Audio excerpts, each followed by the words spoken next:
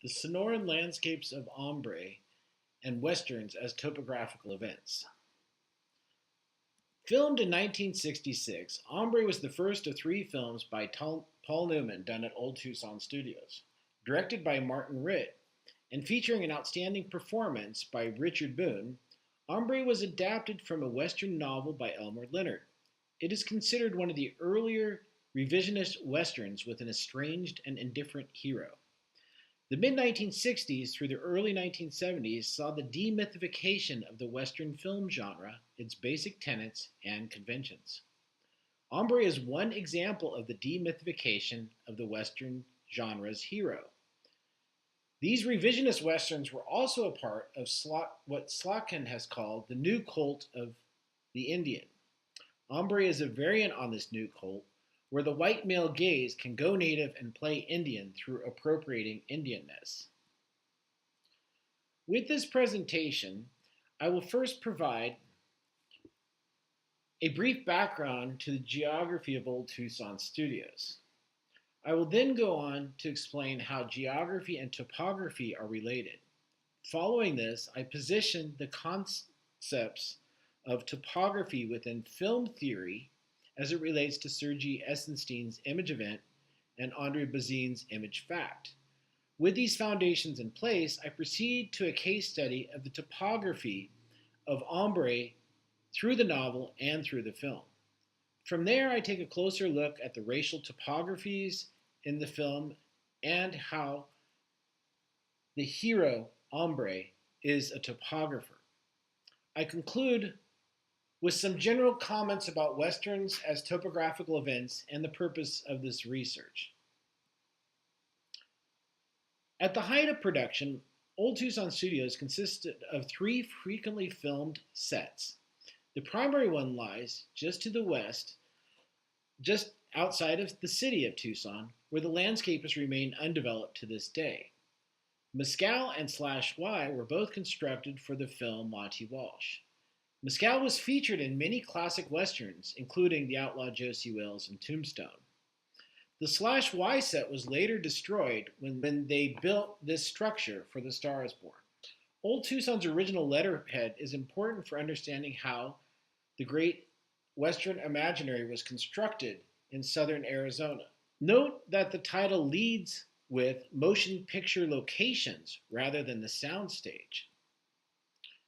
This is because that through a series of ongoing film production practices in the field, Old Tucson Studios built up a repertoire of locations that they could return to again and again to make and construct this geographical imaginary of the West. Topography is most often conceived of today as map or pictorial representations of the terrain and their biomes. However, the origins of Western modern geography comes from Claudius Ptolemy, a Greek mathematician, astronomer, and geographer who lived in Alexandria when Egypt was under the rule of the Roman Empire. Ptolemy claimed geography consisted of two parts, the first being geography, or the science of analyzing and representing the earth as a whole, like that of the whole face. With geography, we analyze spatial representations and spatial relations and represent those through the use of cartography, or maps.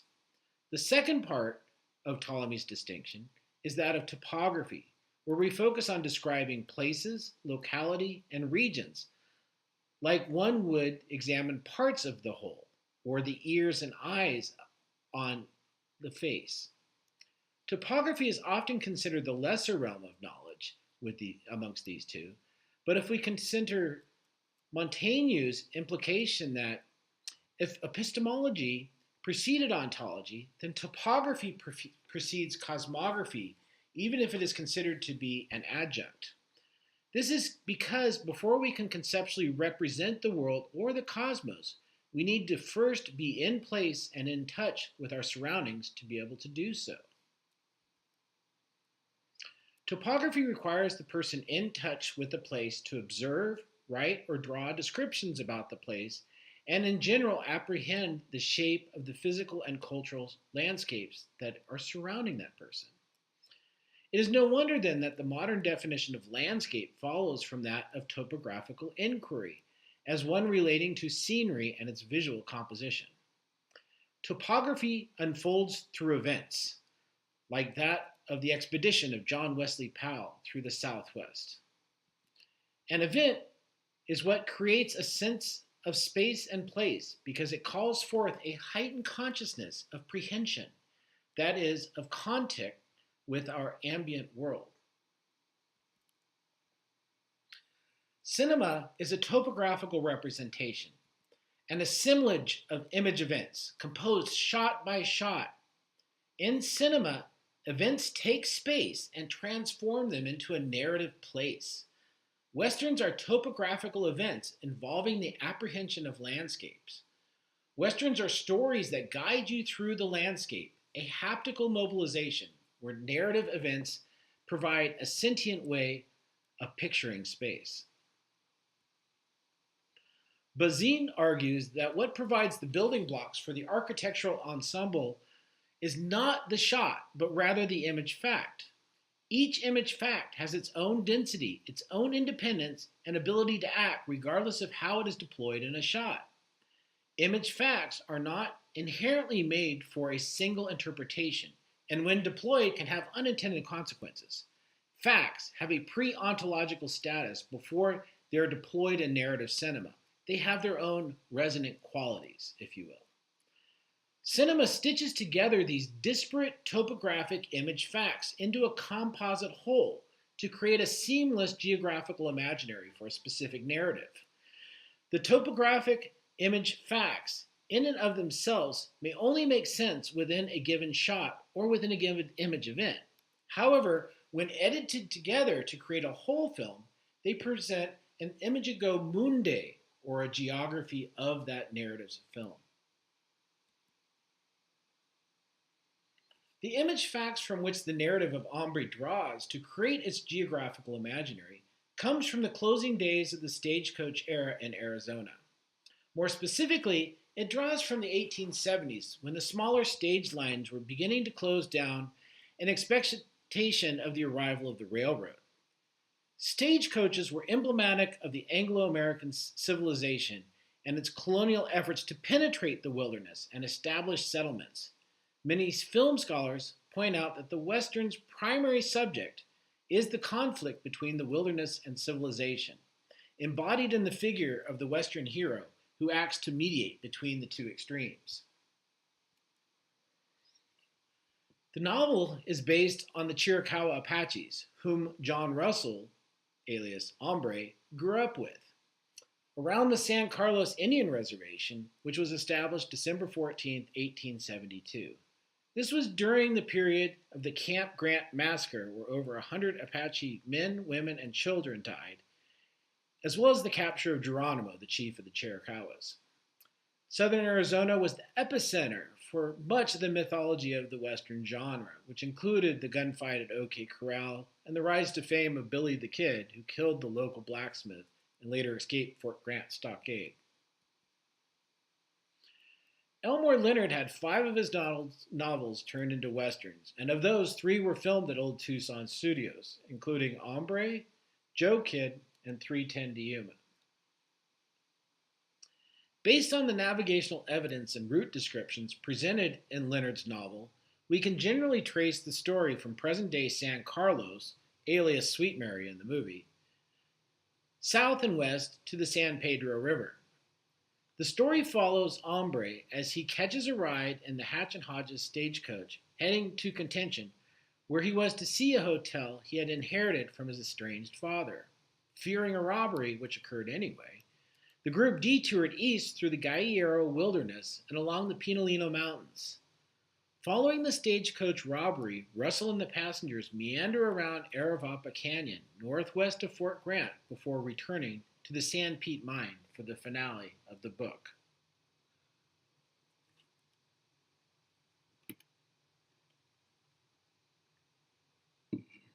The movie changes the narrative slightly, but keeps much of the same geography. Old Tucson plays Sweet Mary.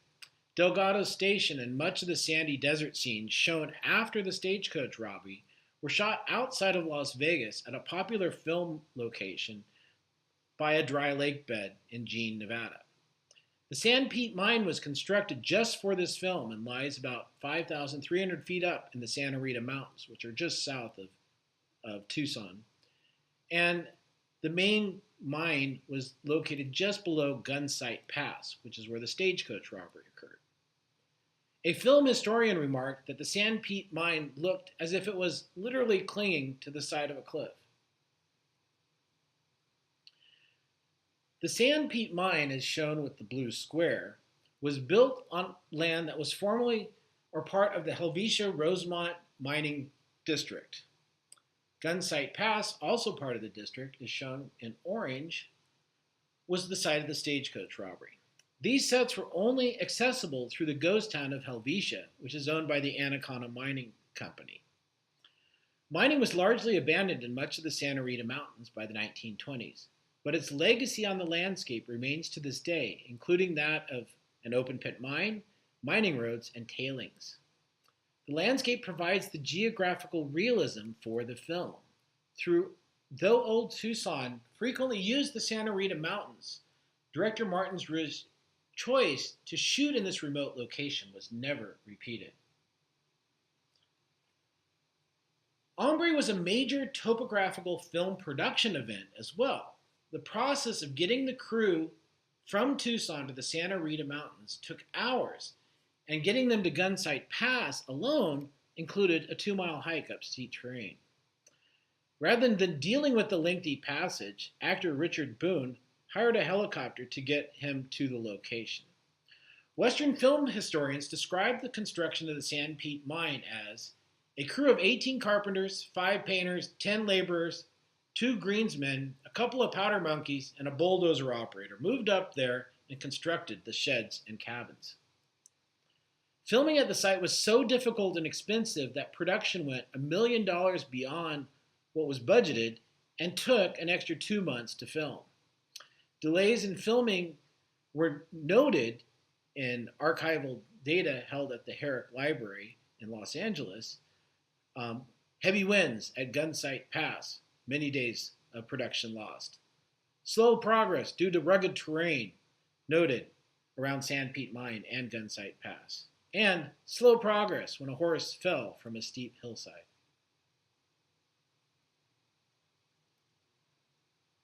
Racial topographies. Hombre begins with a series of still photos of Native Americans while the credits roll and somber music imbues the background. These image facts validate the appropriation of race, ethnicity, and identity onto the opening image, a close-up of Paul Newman's face with long brown hair, tanned, dirty, deep blue eyes, and wearing a headband. Neil Diamond, the director of Real Engine, notes that the headbands were useful props to hold on the wigs for white actors. Only in the opening scene of the film are we shown Native Americans who never speak, but are shown as associated with John Russell. This thin appropriation of racial identity onto our lead white male actor is supposed to frame our suspension of disbelief and makes the association of Russell as a Chiricahua. The racial appropriation is reinforced in the film's closing image, a close-up of Paul Newman's face, this time with short hair and a light face. A montage scene dissolves the face onto that of a young white male child with other Native American children. The process of naturalizing power and racial relations with the landscape creates a topographical imaginary that provides the architectonics for this Western.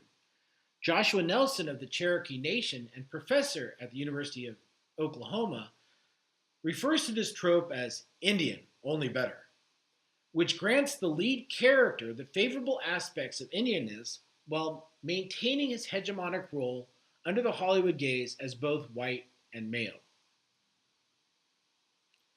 The topographies of race have a long history in colonialism and geographic representations. In many atlases, racial profiling is a means to represent and characterize the people in regional topographies and literally acts to frame the larger colonial cartographic enterprise.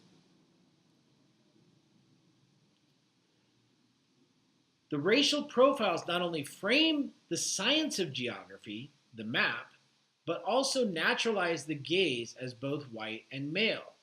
Within the vignettes, the power of the colonial white male enterprise is central to the endeavor, which is reinforced by subordinating the other or making the other a spectacle of the gaze. Topographical surveys like John Wesley Powell's shown earlier are the events through which these racial topographies are created.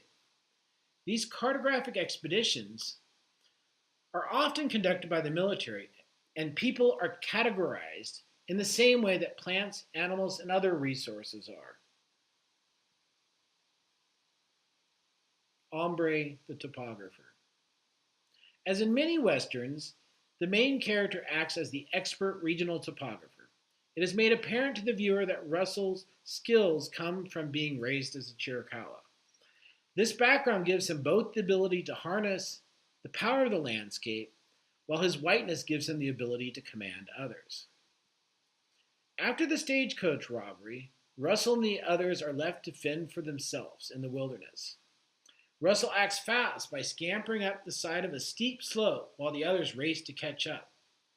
Once safe, Russell's first act is to remove his boots and put on his moccasins.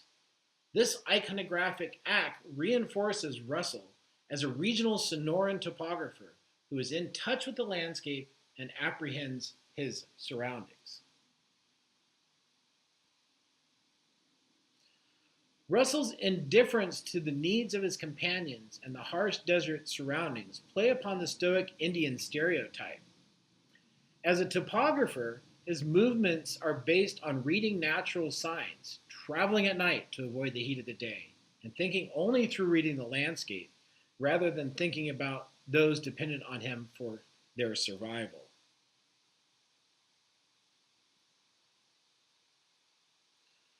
Russell's Native American status within the film appears to have allowed him to elide racial difference.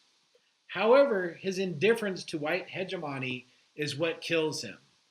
Russell is killed protecting the civilization he is indifferent to, and also literally killed by the topography of the situation, because he cannot defend against relying on other white people to read the signs of the landscape and save him. Apprehending the landscape is central only to the topographer in this Western, and not a quality shared by his white companions, who he has entrusted, unfortunately, with his life.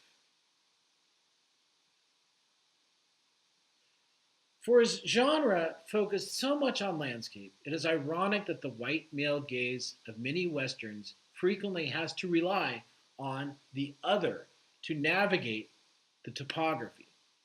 Hombre is just another example of representing race and colonialism through the white male gaze. When an other is not available to serve as the topographer, the white male topographer derives from the military, is an outcast or a mountain man, or most frequently in Westerns, is the lonesome stranger free from the bonds of civilization who rides in from the distant horizon and exits the movie and civilization in the finale. Cinema picks up where landscape paintings and other topographical iconographies found in cosmographies and atlases left off. Cinema provides topographies in motion through narration. Understanding just how the language of cinema communicates spatial information is important. To uncover just how cinema acts as a topographical representation requires geography to examine how cinema is tied to geographic thought and how spatial visual language is structured and deployed through these representations. Through a case study of the Regional Film Production Center at Old Tucson Studios, I hope to begin exposing how geographical representations of Arizona's Western colonial history produced a geographical imaginary that captured the thoughts, emotions, and eyes of the world.